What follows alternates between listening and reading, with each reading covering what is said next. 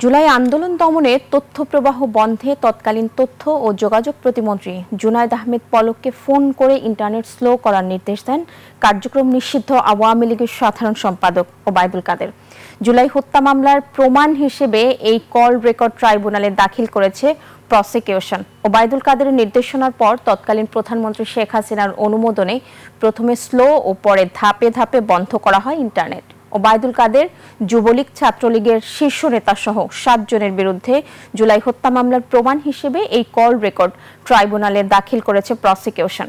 আন্দোলন দমাতে মরণাস্ত্রের পাশাপাশি ব্যবহার করা হয় হেলিকপ্টার ও ড্রোন। এসব তথ্য যাতে বাইরে ছড়িয়ে না পড়ে সেজন্য ইন্টারনেট বন্ধের উদ্যোগ নেওয়া হয় বলে দাবি প্রসিকিউশনের। ফরেনসিক ল্যাবে কল রেকর্ডটির সত্যতা যাচাইয়ের পর তথ্য প্রমাণ হিসেবে ট্রাইব্যুনালে দাখিল করেছে প্রসিকিউশন। জি, সালাম আলাইকুম ভাই, পলক বলছি। এটা একটু স্লো করে দাও। জি, ইন্টারনেট একটু নেত্রীর পারমিশনটা নিয়ে নি। নিয়ে নাও।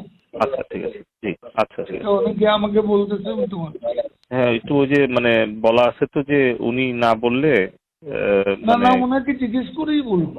আচ্ছা ঠিক আছে, জি জি স্যার।